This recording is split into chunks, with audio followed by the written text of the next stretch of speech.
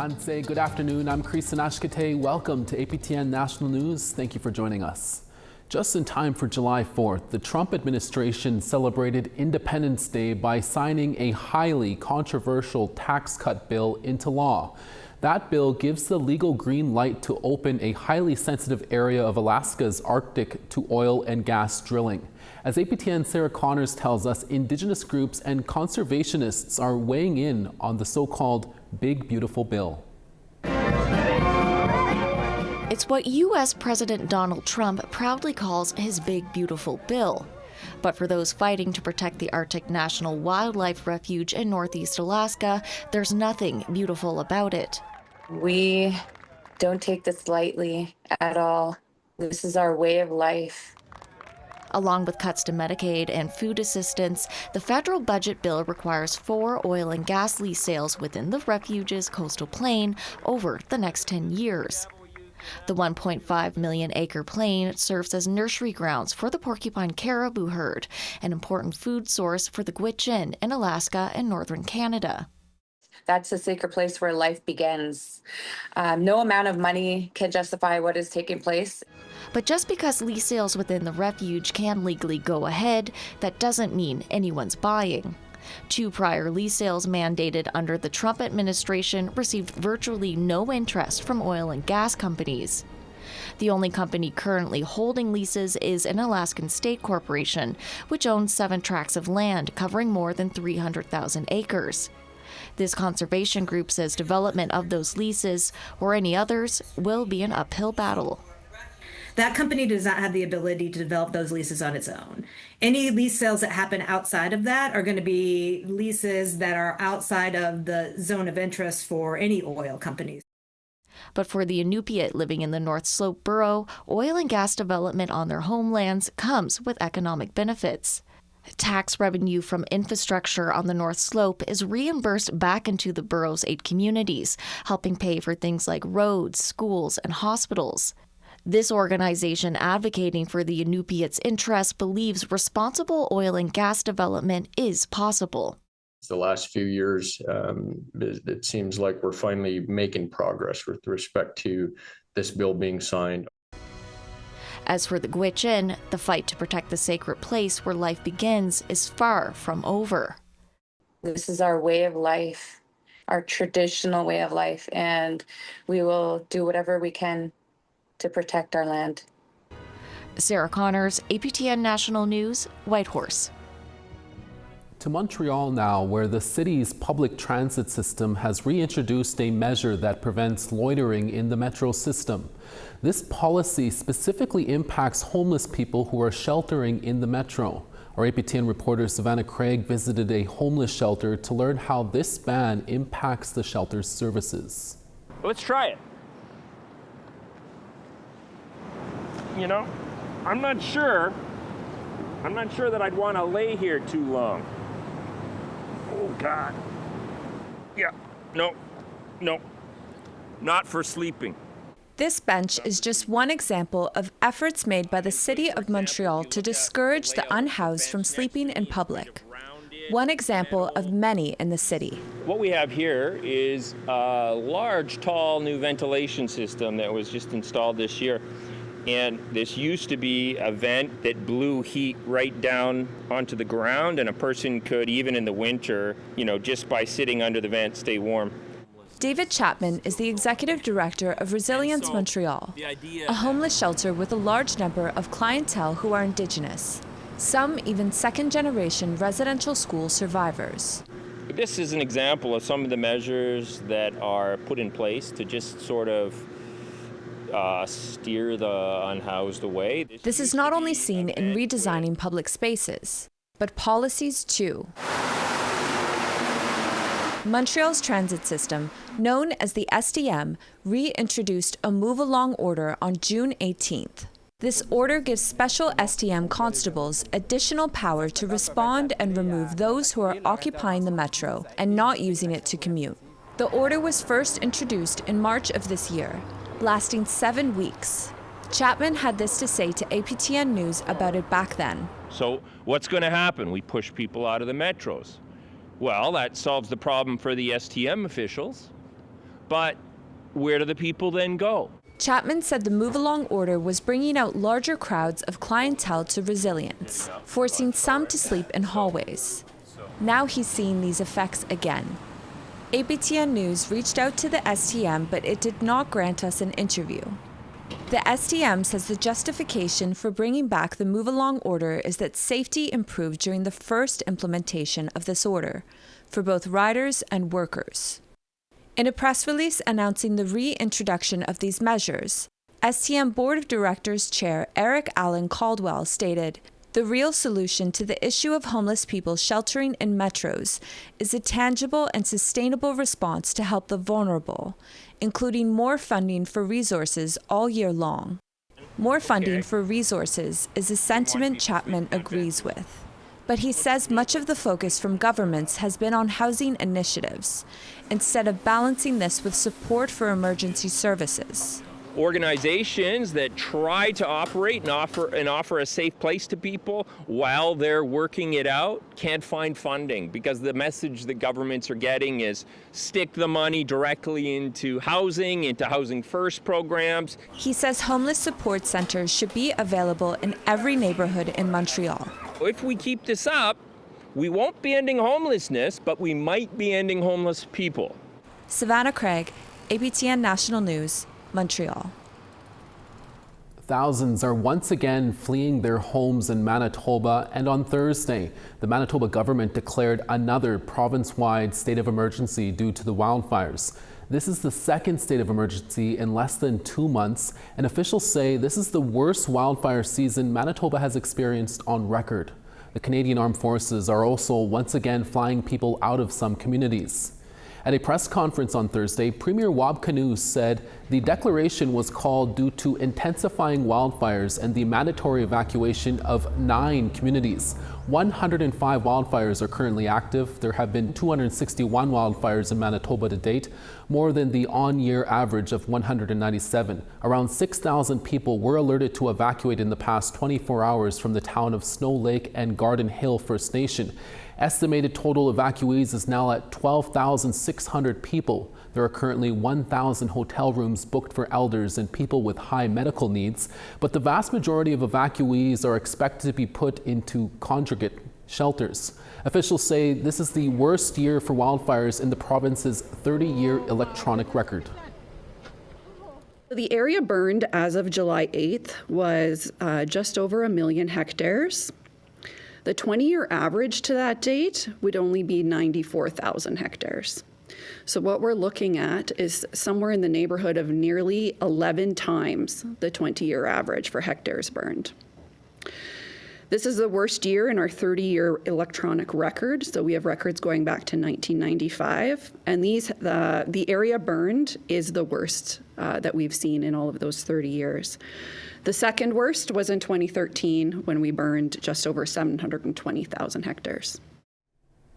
First Nations leaders have recently gathered in Kamsack, Saskatchewan, after a recent in-custody death of an Indigenous man. Last month, 61-year-old Gerald Straightnose died while in the RCMP cells in Kamsack. CTV's Sierra D'Souza Butts reports. Serving his community for 6 years, Gerald Straightnose left a mark on people in Kisakus. He was a band counselor. He was a hunter. He always hunted and gave food to the community members, his family members. In an effort to continue serving the people in his neighborhood, Gerald decided to deal with matters from the past. He had charges that led back from years ago, and he wanted to deal with them in order for him to get his license back. So he gave himself up willingly to the police, and unfortunately it led to his death. Less than 48 hours after being taken into custody to Kamsack RCMP detachment, Gerald was unresponsive in his cell. After being checked by RCMP members and EMS arriving on site, he was pronounced deceased. Nobody deserves to die that way. Now, his family and neighboring First Nation communities are calling for answers. We're hoping to start a movement here today to ensure that, something like this does not happen not only in Kamsack but across Canada to our First Nations people. Any family, no matter who you are, when something like this happens, you expect answers. You expect closure. There's a lot of anger, there's a lot of hurt, rightfully so.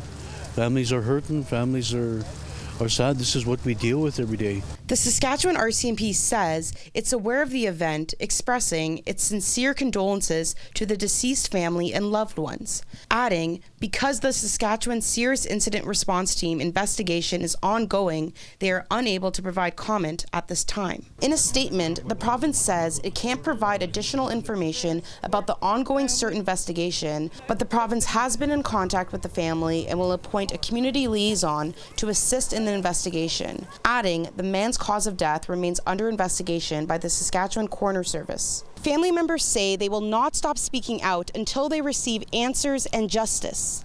Sierra D'Souza Butts, CTV News, Kamsack.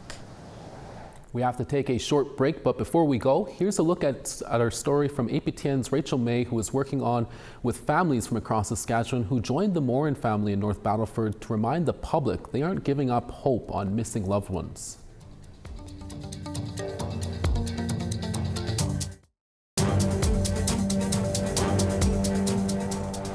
Welcome back. In recent weeks, APTN News and other news organizations have been reporting on comments made by Manitoba's Minister of Accessibility and an American Sign Language interpreter. Last week, it came to light that Nahani Fontaine, the minister in question, had blocked every member of the APTN News team on social media. In a statement from the minister on Wednesday, Nahani Fontaine said, quote, "Immediately upon learning that journalists were blocked on my social media account, I directed staff to reverse this decision. I value the role of the media in our democracy and remain fully open to interviews, questions, and respectful engagement." This week on the Truth in Politics panel, we're asking if it's appropriate for an elected official to block an entire media outlet. Dennis Ward speaks with Jennifer Leywitz, the CEO of Pasquale Strategies, and Nigon Sinclair, a columnist with the Winnipeg Free Press. Jennifer, Nigon, great to have you with us. Jennifer, as mentioned, Manitoba's Minister of Families, Accessibility and Gender Equality, Nahani Fontaine, blocked APTN reporters, some as far away as Halifax, digital media editors, even our lineup producer on social media. That move has now been reversed, though, with the minister saying she, quote, "Immediately upon learning that journalists were blocked on my social media account, I directed staff to reverse this decision." What do you make of all of this? Oh, there's a lot of pieces that I can take away from that. The first is that it's always interesting when politicians say out loud that they don't actually manage their own social media. There's nothing that breaks the public's trust like hearing you don't run your own social media, which is very, very common in the political world. It's just one of those things that like nobody really wants to talk about. But I think it also is showing a real culture of what we're seeing with that minister behind the scenes. Like, what do you mean you blocked almost an entire network?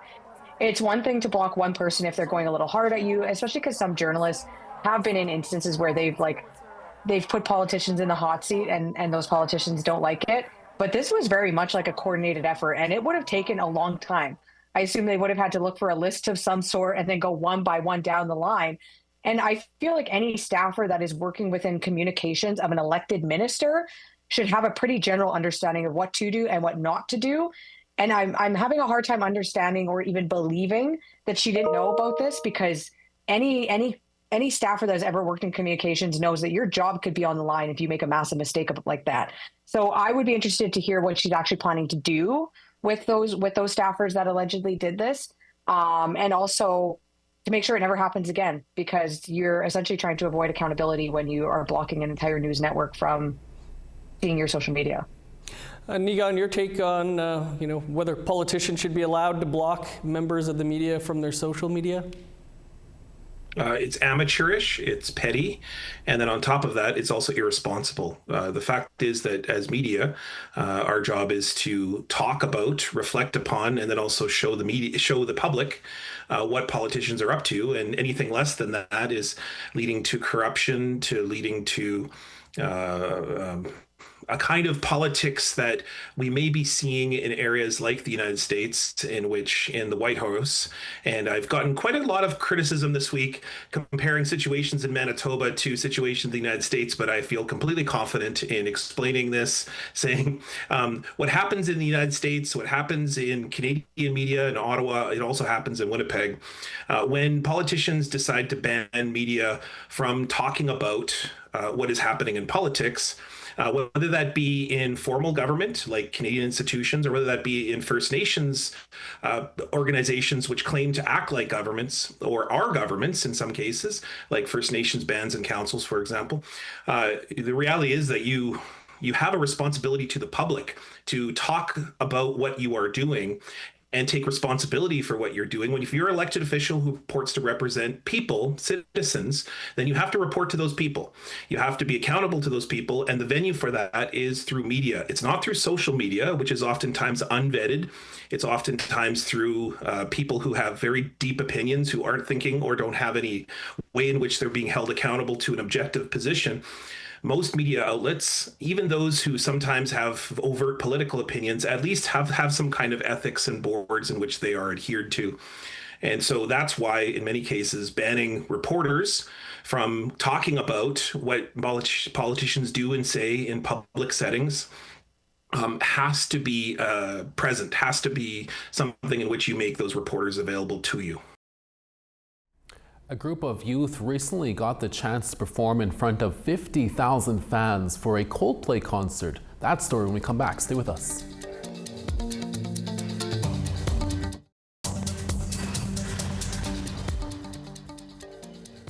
Hi for staying with us. St. John's 23, Charlottetown 20, and partly cloudy. Sunny in Cartwright at 29, Happy Valley Goose Bay 29. 22 in Saguenay, St. Jovite 26. 28 in London and sunny there, Ottawa sunny and 28 there. Sudbury 23, Thunder Bay 21. Smoky in Puckatawagan and Thompson at 18 and 16. 21 in Gimli, sunny there, and Barons River smoky and 18. Rain in Regina at 13, Saskatoon 15. 18 in Meadow Lake and sunny there, LaRange 19 and sun. Grand Prairie 25, Fort McMurray 24. 31 in Medicine Hat, Edmonton 26. 25 in Vancouver and sunny there, Bella Coola 22. Sandspit 16, Prince Rupert rain in 15. 21 in Watson Lake, rain in Beaver Creek at 18. 22 in Yellowknife, partly cloudy there, Fort Simpson 24. Sax Harbor 9, Polituck 14. Baker Lake 18, Chesterfield 16. And Arctic Bay 6, rain in Aglulik at 7. A new episode of our APTN News In Focus podcast is now available on all major podcast platforms. This week, our APTN web reporter Leanne Sanders joins host Sierra Bettens to dig into why provinces are pushing the feds to fast-track major infrastructure projects, even if it means sidelining environmental protections and Indigenous rights. Here's a clip. They asked for specific timelines and some next steps for repealing the Impact Assessment Act, the Physical Activities Regulations, clean electricity regulations, and greenhouse gas pollution pricing and things like that. They also wanted to discuss amending the Species at Risk Act, and they said to quote, respect Canada's constitutional jurisdictions and suspend the proposed oil and gas emissions cap. And of course, that's something Alberta's Premier has long been calling for. It's back to regular programming for our French viewers with APTN's Nouvelle Nationale back this week. Our host Kim Sullivan joins us now. Hey, Kim. Hey, Grayson. Hey, Kim. July 11th marks an important anniversary in your neck of the woods. Absolutely right, Creason. Any Quebecer old enough to remember 1990 will remember the siege of Kanesatake, or like some people like to call it, the Oka Crisis. Today marks the 35th anniversary. We have Savannah Gregg that will be at a peaceful protest tonight downtown, but we're also welcoming on the show anthropologist Pierre Trudel, who was actually on site that day 35 years ago. That sounds really interesting. There was also a partnership agreement signed yesterday that means big things for two Indigenous communities there. A lot of big things happening in Quebec. Lac-Simon and Kitsisakik, two nations here signing a partnership with Agnico Eagle for a gold and copper mine near their communities. This is not only going to change their economic landscape, but also help preserve the land in their area for years to come. So it's definitely good news. Great to hear. And the chief from one of those communities is stepping down, no? Yes, you're right, Creason. A lot of controversy has been happening in Kitsisakik politics over the years, and Regis Panisway will actually not seek re-election next month. He's going to try out for vice chief, but he's been chief on and off since 2017, so it is going to be quite a bit of change for that community. And there's also a bit of controversy in local Montreal politics there, hey? Yep, an elected official commented something not too nice towards the Indigenous population on TikTok, and he's kind of out. You're going to want to hear that story. Well, that's tonight at 6:30 p.m. Eastern Time. Yes, it is. See you there. The international band Coldplay recently performed in Toronto this week for their Music of the Spheres World Tour. And on Tuesday night, the concert included a number of First Nation youth from the Mississaugas of the Credit First Nation. Have a listen.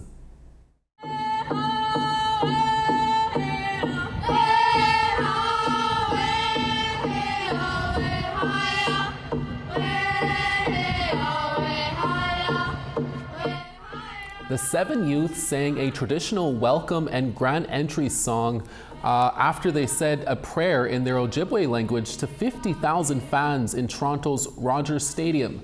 Chief Claire Salt also gave her greetings on behalf of the people of the Mississaugas of the Credit First Nation and as the original peoples of the territory in where the concert was held. Chief Salt says a council member from the Squamish Nation who did a similar ceremony with Coldplay previously reached out to her on behalf of Coldplay's Chris Martin. The chief admits the youth only had a few days to prepare, but they ended up nailing their performance after many practices. I got the text if I wanted to do it, and we started practicing, and it wasn't only until like the day before I realized like I'm actually going to a Coldplay concert and doing this. And then like the nerves started to kick in. The thing mostly I hoped was my voice didn't crack because I would have started laughing and not held it together. Coldplay, I am so honored and so grateful that they recognize, and it really comes from that human side of things, you know, that they recognize First Nations. They recognize that, the First Nations treaty lands, and they recognize, our foundation here. And so, my message to them is, to express my gratitude that they had that insight. A big congrats to the youth for doing such a great job. You make us all very proud. And that's your noon show for this Friday, July 11th. Dennis Ward is back for your evening newscast. Please join us then. From all of us at APTN National News, thank you for watching, and we'll see you again next week. Have a safe weekend with family. Excellent.